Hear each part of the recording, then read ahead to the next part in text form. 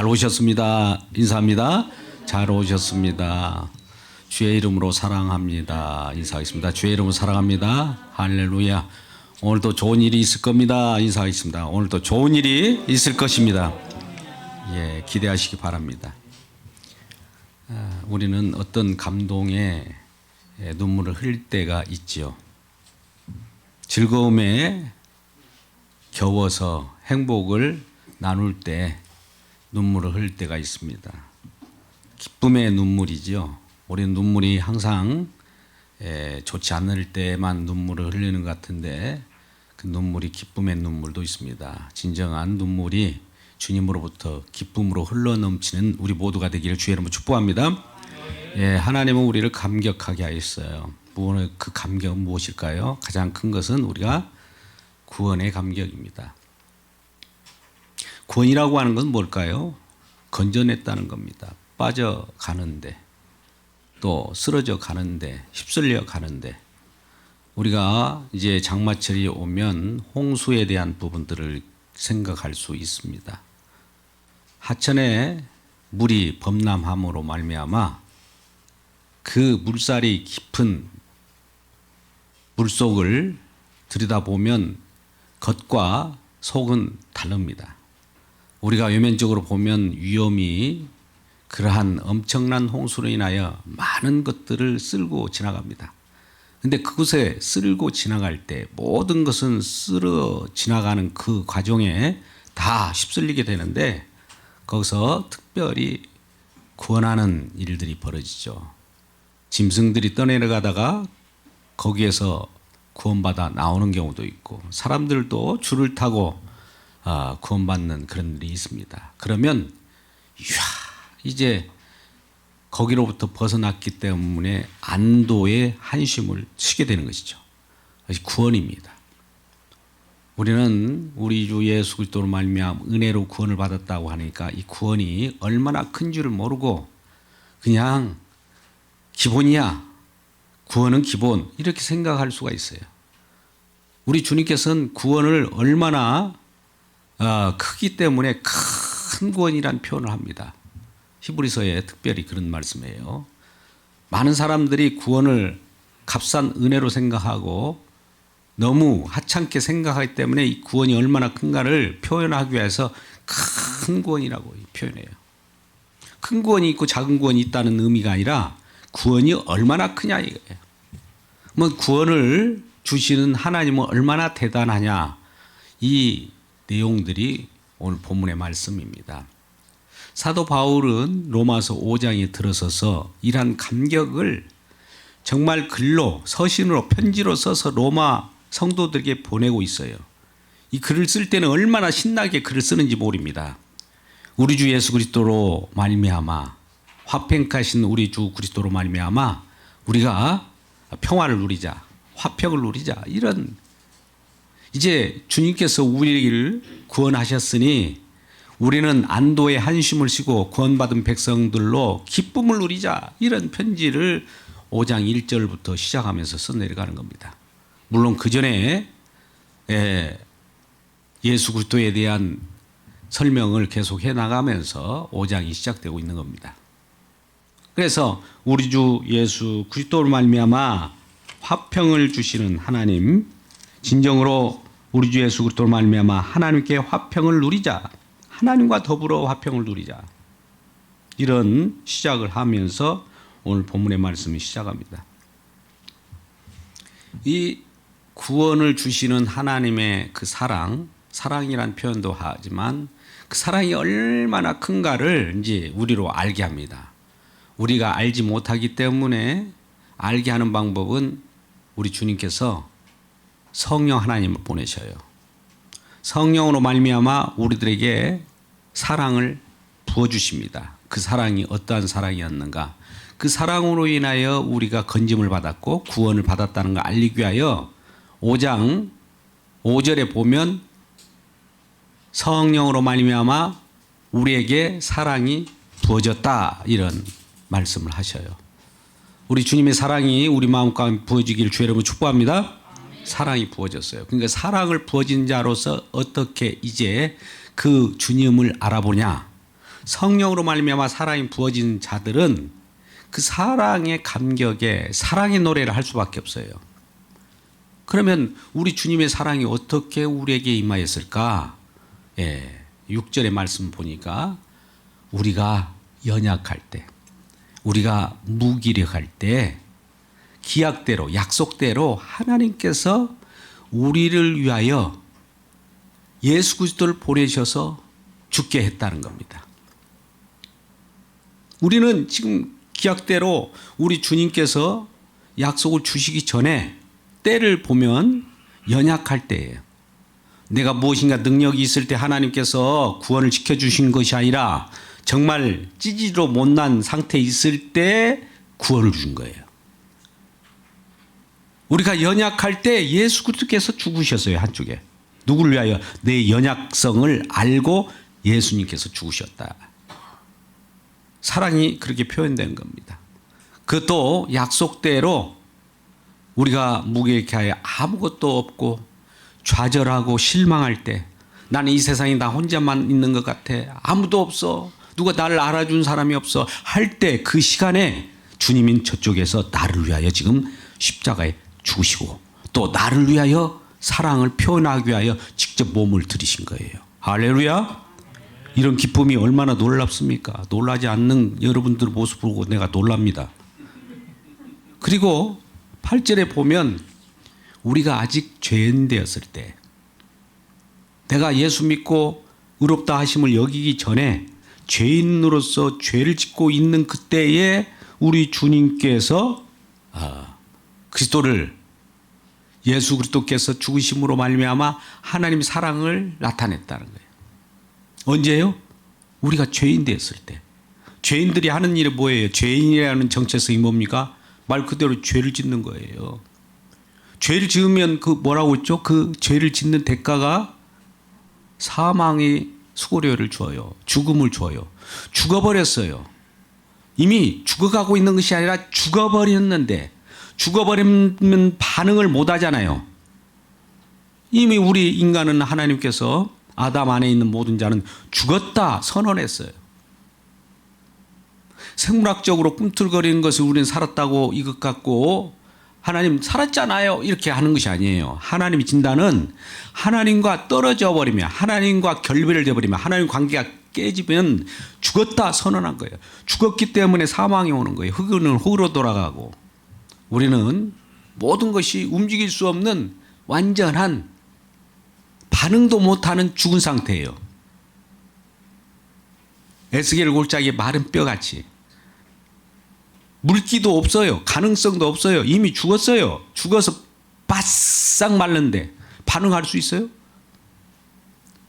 그런데 그 바싹 말라 죽어버린 이 일을 위하여 예수님께서는 죽으셨다는 거예요. 뭐 죽으시니까 그 죽으시는 말씀이, 복음의 효력이 바싹 말라 죽어버린 저와 여러분을 말씀으로 살려냅니다. 할렐루야. 이 놀라운 일이 그래도 놀라지 않는 것 같아요. 그러면 더 가봅시다. 10절 말씀. 우리가 원수 되었을 때, 즉 하나님과 원수 관계. 하나님이 우리를 미워했습니까? 우리가 하나님을 멀리 떠났습니까? 인간의 가장 대표인 아담이 범죄했다는 것은 하나님을 떠난 거예요. 아담이 범죄한 거예요. 하나님이 범죄한 것이 아니에요. 뭐 피해자가 누굽니까? 하나님이죠.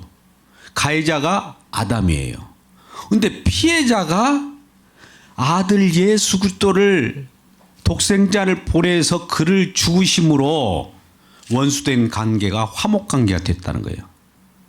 이처럼 놀라운 일 어디 있습니까? 우리가 미웠던 사람, 원수되었던 관계가 예수 그리스도를 통하여 바라보면 원수가 친구 관계가 됩니다. 할렐루야. 직접 보면 원수죠. 우리가 사람들을 대할 때 저와 여러분을 힘들게 한다든지 모함을 한다든지 그게 용서가 잘 됩니까? 그냥 용서하라고 하니까 용서해. 이게 안 되는 거예요. 그럼 용서할 수 있는 방법은 뭡니까? 우리로서는 안 돼. 우리 능력으로서는 안 돼. 그러니까 예수 그리스도를 통하여서만 돼요. 할렐루야. 우리 주변에 원수가 많습니까? 원수를 없이 할 방법은 뭡니까? 내가 원수를 용서해야지. 내가 원수를 안 되게 해야지 한다고 되는 것이 아니라 예수 그리스도로 말미암아 원수된 관계가 화목 관계가 됨으로 말미암아 예수 그리스도를 믿으면 친구가 되는 거예요. 어디에서 친구가 됩니까? 예수 밖에서? 아니요. 예수 안에서. 믿음 안에서는 친구예요. 믿음 밖에서는 원수일 수도 있죠. 그러니까 친구가 되려고 하면 힘든 자들이 주변에 있거들랑 예수를 서로 소개하면 예수님이 내 마음도 또 반대쪽의 상대방의 마음도 흡족하게 해서 서로 하나 되게 만드신 거예요. 우리가 하나 될 수가 없어요. 우리는 하나 되자 서로 잘 지내다 말은 할 수 있으나 그 말 전면에는 예수 그리스도로 하나 되자 이렇게 이해야 정확하게 됩니다. 주님이 하셔야 돼요. 우리는 할 수 없어요. 그래서 원수된 관계가 화목 관계, 원수는 떨어졌던 관계잖아요. 미운 관계잖아요. 원수 관계 때였던 우리들. 하나님과의 관계도 이미 우리는 원수 관계예요. 하나님과 우리 인간관계가 원수 관계가 됐던 것은 이미 우리 범죄로 인하여 그 하나님 사이에 죄가 가리웠어요. 그러니까 죄 때문에 하나님을 만날 수도 없고 또 하나님은 우리를 바라볼 때 죄가 있기 때문에 우리를 죄를 없이 하지 않고는 만날 수가 없어요. 그 처리를 우리가 죄를 없이 했느냐? 안 해요. 우리 주님께서 우리를 만나시려고 그 죄를 저와 여러분은 원수된 관계를 회복하기 위하여 죄를 처리하기 위하여 독생자 예수 한 분이신 예수를 죽으심으로 말미암아 그 중간 내 담을 헐어버리고 중간에 있는 살을 찢어버리고 주님과의 관계를 하나로 만드셨다는 이 사실이에요. 이러한 사랑을 우리가 제대로 알 수 있을까요? 연약할 때, 죄인 됐을 때, 원수된 관계 속에 있을 때 그것도 이미 이전에 그러고 있는 우리들이 잘못되어 가고 있는 상황 속에서 주님은 어떤 일을 하고 있는 거예요. 우리가 완벽하고 의로워서 제대로 삶을 살아갈 때 주님이 일을 하고 계신 것이 아니라 우리가 잘못되어 가고 있고 여러 가지 험난한 길을 걸어가고 있을 때 주님은 그 일을 미리 예비하고 계약대로 어떤 일을 성취하고 계셨다는 이 사실입니다. 그 사실이 우리는 시공간을 통해서 하나님은 시간을 뛰어넘는 분입니다. 과거로도 들어갈 수도 있고 현재로도 미래에도 또 공간적으로도 여기뿐만 아니라 그분이 창조하신 세계 우주 만물 모든 것으로 다 우리 주님은 다 일한 내용들을 우리가 어디에 갇혀 있을 때에도 주님은 갇혀 있는 그곳에 찾아오셔서 문을 두드리면서 내 사랑이 이와 같이 모든 것들을 다 풀어 헤쳤다. 이제 화목된 관계가 되었다라고 표현한 겁니다. 그러니까 예수 그리스도의 죽으심, 하나님의 아들의 죽으심은 심히 크지 않을 수 없습니다. 근데 그것도 뭔가 저 사람이 싹수가 있을 때 그 사람을 위하여 어떤 사람이 죽을 수는 있어요. 그를 따르기 때문에. 우리 7절 말씀 보면 그게 나옵니다. 7절 말씀 보면 혹 의인이나 선인이 있을 때 어떤 사람은 의기투합하여 그 사람을 위하여 목숨을 버릴 수는 혹 있거니와 의인을 위하여 좀 의롭다는 사람 영호고를 향하여 또 세상의 모든 치리를 잘하는 어떤 정말 저 사람을 위하여 나는 목숨을 바치고 내가 따르게 되겠다 하는 그런 사람은 혹 어쩌다가 있을 수 있으나 그를 위하여 용감히 내가 죽을 수 있다라고 내 몸을 바칠 수 있으나 죄인을 위하여 죽는 자가 있을까요? 쓸모없는 자를 위하여 죽는다. 정말 세상적으로 말하면 말종이에요. 말종을 위하여 죽을 사람이 있을까요? 평생 강도짓만 하는 저 사람을 위하여 우리가 죽을 수 있을까요? 근데 우리 주님은 그런 자들을 위하여 죽으셨다는 거예요. 아, 이거 놀랄 일이 아닙니까? 어째 이런 일이 일어납니까? 어째 이런 일이 벌어진 도 있단 말입니까? 우린 이해할 수 없어요. 도대체 무슨 어떤 일이 이런 일이 일어날 수 있습니까? 우리 인간으로서는 인간의 이해, 인간의 이성, 인간의 생각으로는 도저히 생각할 수 없는 일을 하나님이 해내십니다. 할렐루야. 그러니까 하나님은 우리 생각 범위를 벗어나는 분이에요. 우리는 우리 생각에 갇혀 있잖아요. 우리 생각 뛰어넘어서 하나님이 계셔요. 할렐루야. 이 놀라운 하나님이에요. 그분이 계시기 때문에 우리는 안심할 수 있어요. 세상 주변을 바라볼 때라도 이게 오늘날 어떤 분들은 좀 우울이 있는 분들 같은 경우는 세상이 없어지면 우리는 어디로 간단 말인가 하면서 고민을 하는 부분이 있어요. 이제 세상이 없어져도 세상 위에 계신 분이 계시다고요. 할렐루야. 그분이 세상도 만드셨고요. 우리를 세상 속에 들여 살아갈 수 있도록 했기 때문에 그는 또 우리를 더 좋은 곳으로 기약을 하셨어요. 더 좋은 곳으로 옮겨주겠다고 약속하셨어요. 할렐루야. 그 약속을 믿고 우리가 신앙생활하는 거예요. 약속은 그런데 허투루 없어져 버린 것이 아니라 꼭 이루어진다는데 우리가 그 약속을 믿는 거예요. 이루어지지 않으면 어떻게 그걸 믿을 수 있어요? 구약 성경 속에서 그 이루어진 그 약속의 말씀 계속 이루어져 왔고 또 이루어져 가고 또 이미 완료된 상태에 있습니다. 하나님 약속의 말씀은 항상 우리와 같이 기약대로 꼭 이루어진다는 이 사실이에요. 할렐루야. 근데 그 약속이 우리 죄인들 위하여 대속제물로 예수 그리스도 이 땅에 보내셨다는 거예요. 화목제물로 이 땅에 보내셨다는 거예요. 그것은 신약 때만 그런 것이 아니고 구약 때부터 이미 레위기에 보면 제사법이 있어요.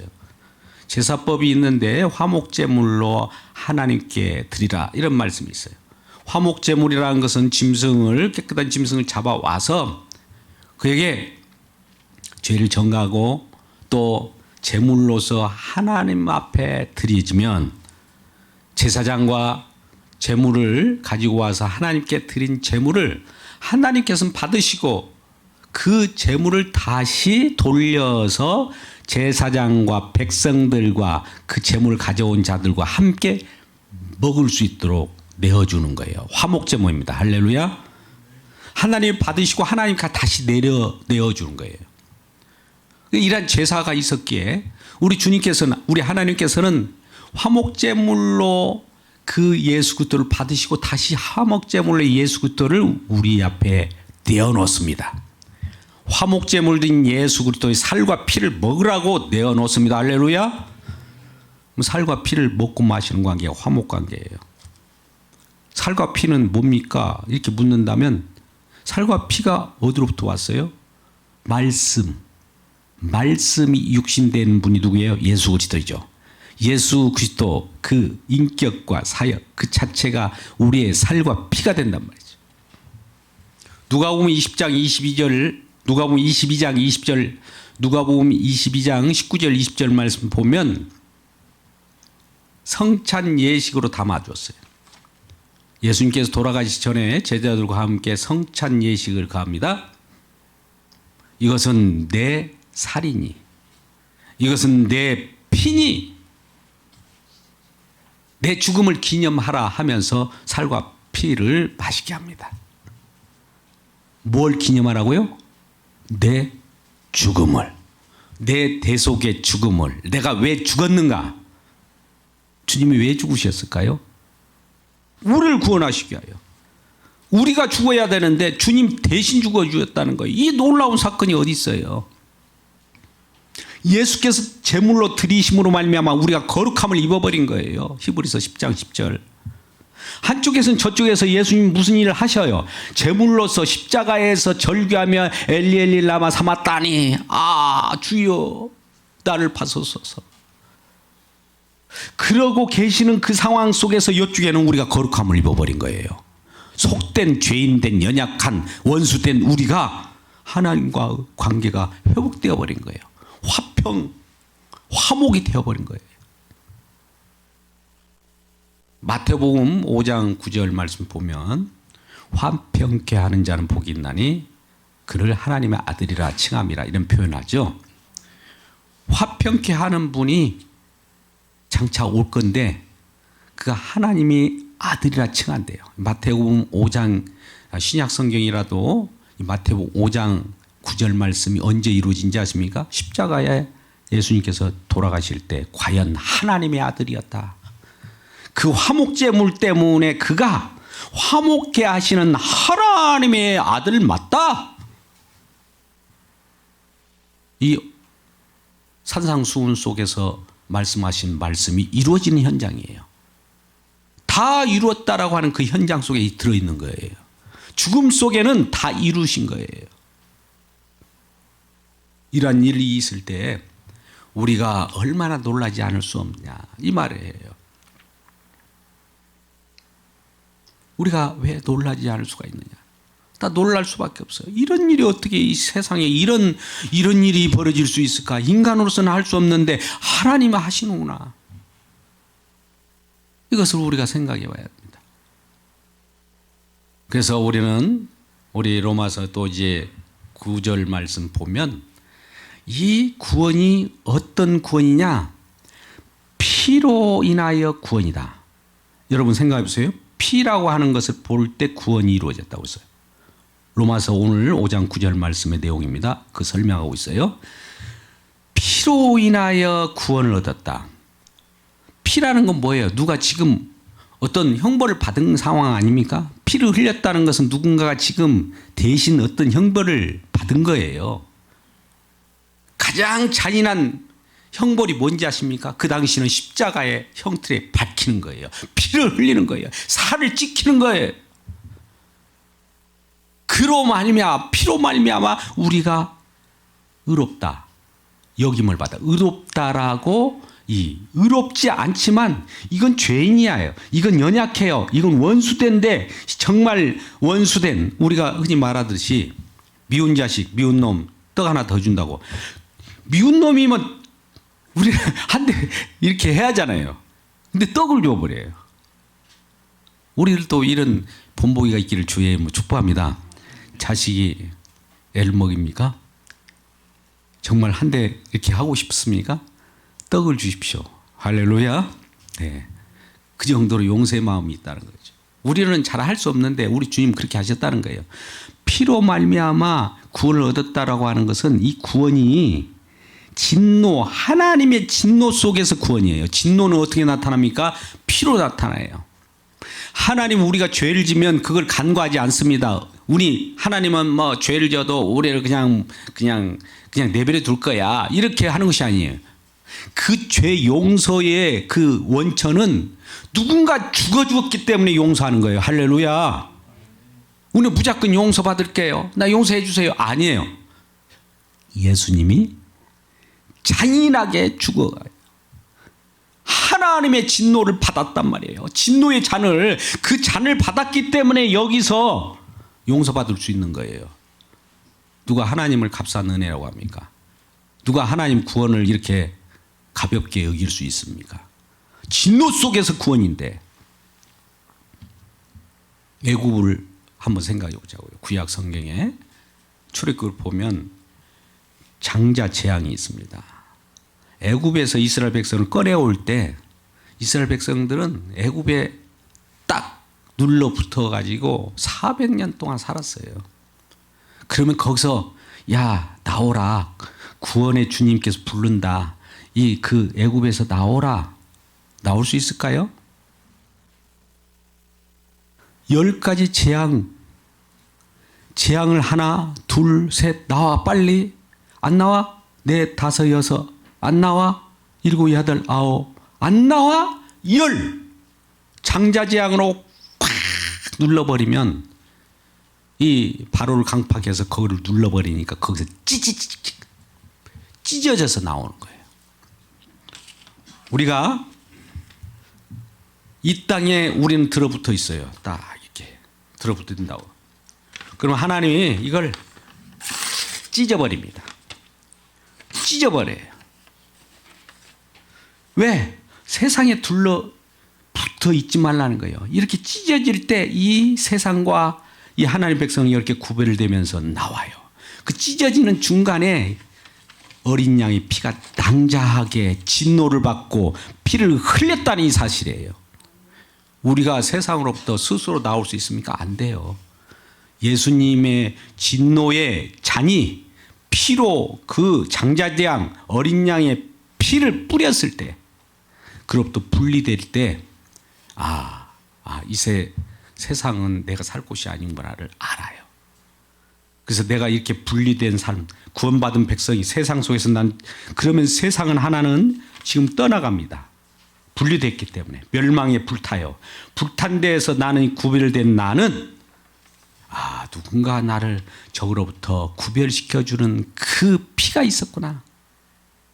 피의 공로, 그의 죽으심, 이걸 찬양할 수밖에 없는 거예요. 할렐루야. 이것이 우리가 부르는 구원의 노래예요. 구원의 감격이고.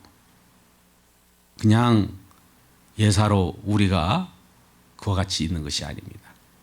오늘도 예수 그리스도를 믿기가 쉽지 않습니다. 믿는 사람 한 사람이 생기려고 하면 세상에 들어붙어서 우표처럼 딱 붙어 있는데 그걸 떼내려고 하면은 얼마나 아픔이 있겠어요. 야, 세상에 들어붙어 있는 너희들이여, 세상을 짝하고 있는 가늠한 여인들이여, 이제 속을 차려라. 그 진노의 십자가의 피를 그들에게 던지면 피복음을 그들이 받아요. 십자가의 복음을 받으면 찢어지지 않는 걸 알아요. 가정에서도 마찬가지예요. 가정으로 짝짝하고 아직도 하나님은 우리 가정만을 위하여 존재해야 돼. 아닙니다. 혈통적 가정이 있는 거 좋습니다. 행복하십시오. 그러나 믿음의 가족으로 만들기 위하여 거기서 쫙 찢는 역할을 해요. 거기에다가 예수 그리스도를 피를 뿌립니다. 예수님께서는 내 때가 되지 않았다고 하면서도 그 때를 미리 선취해요. 선취라고는 장차 일어날 일을 미리 땡겨서 소급해서 적용하는 거예요. 세상 속에 우리가 딱 붙어 있어요. 그거 더 할 거예요. 예수 그리스도 피를 뿌려주면 거기서 찢어지는, 누군가 진노를 받아서 내가 구별되는 거예요. 내가 스스로 나올 수는 없어요. 우리 복음을 전할 때도 이러한 부분을 전해야 됩니다. 아직도 쓸려가고 멸망되어 가는 그 속에 붙어서 살아가는 자들에게 빨리 나오라고 외치는 것이 저와 여러분의 임무 아닙니까? 사명 아니에요? 먼저 가족부터 그렇게 할 거 아닙니까? 가까운 가족부터. 그래서 결과적으로 우리는 주님과 함께 원수되었던 것, 죄인되었던, 우리가 연약했던 우리들이 하나님과의 결합으로 이제 원수가 친구가 되고, 또 죄인 된 것이 의인으로 우리 주님께서 여겨주셨고, 또 연약할 때 우리 강하게 만들어주신 우리 주님 때문에 우리가 기뻐할 수 있다. 얼마나 기쁘냐라고 하면서 이 감격의 글을 쓰면서 사도 바울이 로마 교회에 쓰면서 얼마나 신한지 몰라요. 이 표현이 마지막 절 11절입니다. 11절 말씀을 우리 같이 읽으면 좋겠어요. 11절 말씀 같이 읽을까요? 시작. 그뿐 아닙니다. 이제 우리로 화목하게 하신 우리 주 예수 그리스도로 말미암아 하나님 안에서 또한 즐거워하느니라. 우리 함께 즐거워합시다 이 말이에요. 기뻐하시다 이거예요. 그리스도로 말미암아 하나님 안에서 즐거워하냐. 그리스도가 우리를 위하여 죽으셨으므로. 왜요? 우리를 화목하게 하셨기 때문에. 화목하게 하셨다는 것은 원수된 관계가 하나가 되었고 서로 감정 폭발로 도저히 용서할 수 없는 그런 자라도 내 마음이 갑자기 용서하는 마음이 생겨요. 우리 인간으로서는 숨길 수가 없는데 그런 마음이 생겼을 때 아, 주님이 내 안에 계시구나. 주님께서 성령으로 말미암아 우리에게 사랑을 부어주시니까 내가 그 사랑을 경험하다 보니까 그것을 알 수 있는 거예요. 할렐루야. 주님의 사랑이 부어지기를 주의 이름으로 축복합니다. 그러면 오늘 예수 그리스도로 말미암아 예수 그리스도로 말미암아 하나님 안에서 더불어 기뻐하고 즐거워하자라고 하는 거예요. 우리가 잘 알다시피 신앙교육하기 위해서는 문답집이 있습니다. 이게 소교류 문답, 대교류 문답이 있는데 대소교육 문답이라고 들어보셨나요? 예, 우리 장로교회는 그게 잘 정리가 됐어요. 거기 보면 인간의 본분, 인간의 사는 목적에 대해서 첫 일문에 나옵니다. 인간이 사는 목적이 뭡니까? 그러면 하나님 아버지를 영화롭게 하고 그 안에서 즐거워하는 것이다. 그렇단 말이죠. 할렐루야. 그런데 거기는 보편적으로 하나님이라고 표현했는데 그 하나님 누구예요? 예수 그리스도. 제가 예수 그리스도를 강조하니까 하나님으로 해야지 왜 예수 그리스도를 하냐 이런 말씀을 하시는 분들이 계셔요. 여러분 잘 보십시오. 우리가 삼위일체 하나님을 믿는다. 예수를 믿어서 구원을 받느냐, 삼위일체 하나님을 믿어야 구원받느냐 이런 질문들을 할 수가 있을 거예요. 그죠? 많이 질문 누가 물어보면 이게 맞는 거 같고 저것도 맞는 거야. 두 가지 다 수용하자. 우리는 웬만하면 골치 아프면 다 받아들여 버리면 누가 뭐 논쟁거리도 없잖아요. 그런데 진리의 말씀을 분명히 전합니다. 예수 그리스도로 말미암아예요. 마지막 때는 모든 게 종결됐어요. 히브리서 1장 2절 말씀이니까 예수 그리스도 아들로 말미암아 말하겠다는 거예요. 변화산상에서 이제 예수님께서 엘리야와 모세와 함께 대화를 나눕니다. 그러니까 베드로가 여기가 조사오니 하면서 이 초막 셋을 짓겠다고 할 그 즈음 하나님 아버지의 음성이 들립니다. 너희는 내 아들 말을 들어라. 아들 말을 듣는 것이 하나님이 기뻐하는 거예요. 할렐루야. 올 세대주의자들은 옛날엔 성부 시대, 예수님 시대는 성자 시대, 성령 시대 뭐 이렇게 구분하면서 성령을 막 강조해요. 세대주의자들입니다. 우린 예수 그리스도 안에 있잖아요. 예수 그리스도 안에서 보면 예수 그리스도만 보이죠. 근데 예수 그리스도를 하나님께서 이렇게 또 함께하고 있습니다. 성령님이 그걸 보듬고 있어요. 그러면 우리는 성령님이 보여요? 하나님 보여요? 예수님이 보여요? 예수 안에 있다면서요. 예수님이 보이는 그 자체가 삼위 하나님을 드러내는 일이에요. 그 예수 그리스도 아니라 예수 그리스도 안에서 빠져나와서 하나님도 보고 예수님도 보고 성령이 보고 이거 사실은 이단입니다.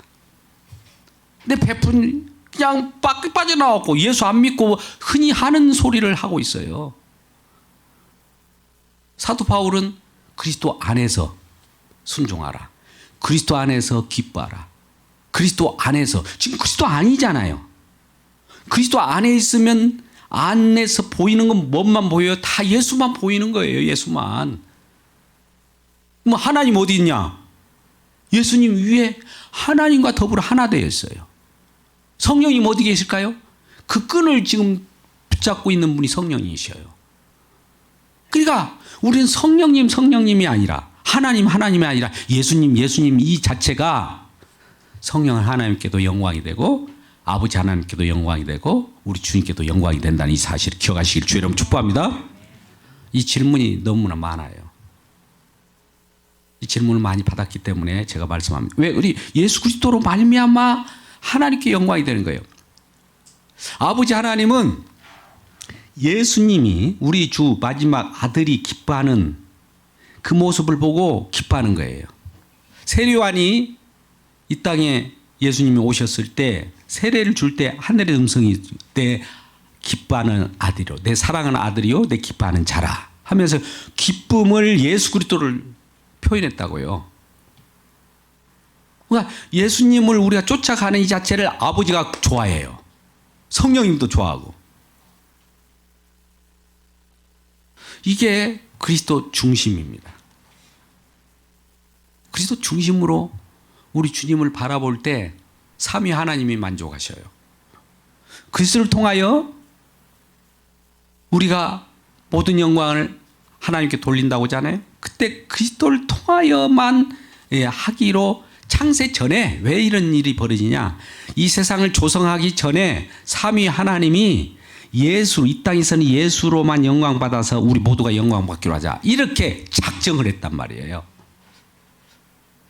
이 세상에 들어가지고 아버지도 영광 받고 또 성령이 영광 받고 예수 그리스도 영광 받고 이렇게 흩어져서 영광 받는 것이 아니라 예수 그리스도께서 영광 받는 것을 아버지 영광 받는 것을 동일시 하고 성령님이 영광 받는 것을 동일시 하자라고 사전에 삼위 하나님이 약정한 내용이에요. 이 약정을 믿어야죠. 할렐루야. 예. 이 부분은 어려운 것 같아서 제가 부연 설명했던 거고. 자, 말씀을 종결하고자 합니다. 하나님께서 오늘 사도 바울을 통하여 말씀하신 로마서 5장 1절에서 주 예수 그리스도로 말미암아 우리가 화평, 화목을 누리자 이렇게 하면서 감격의 서신을 쓰면서 하나님 사랑이 얼마나 큰지 아느냐? 하나님이 성령으로 말미암아 우리의 사랑으로 부은바 되었는데 이 사랑으로 부은받은 우리들 보니까 우리가 연약할 때 우리가 죄인 되었을 때 우리가 원수 되었을 때도 우리 주님은 원수된 그 상황 속에 그때도 우리가 허튼 짓을 할 때도 우리 주님께서는 우리 위하여 일을 하셨다는 거예요. 이런 일이 있을 수 있느냐? 이런 일이 어떤 이런 사건이 일어날 수 있느냐? 이걸 감격의 눈물로 글을 쓰는 거예요. 이제는 이러한 주님의 진노를 주님이 하나님의 진노를 홀로 받으셔서 우리를 화평케 하셨고 우리를 구원하셨으니 정말 때려 죽여도 죽임을 받아야 되는 무서운 형벌을 받아야 우리가 화목관계가 되었다는 이 놀라운 구원이 얼마나 크냐. 그래 이 화목해 계신 우리 주님으로 말미암아 우리가 기쁨을 누리자, 즐거워하자, 예수 그리스도로 말미암아 아버지께 영광 돌리자. 이것이 오늘 말씀의 내용입니다. 이러한 주님 안에서 아버지께 영광이 되고 주님 안에서 성령께 영광이 되고 주님 안에서 우리 모두가 기쁨을 누리는 우리 모두가 되기를 주의 이름으로 축복합니다.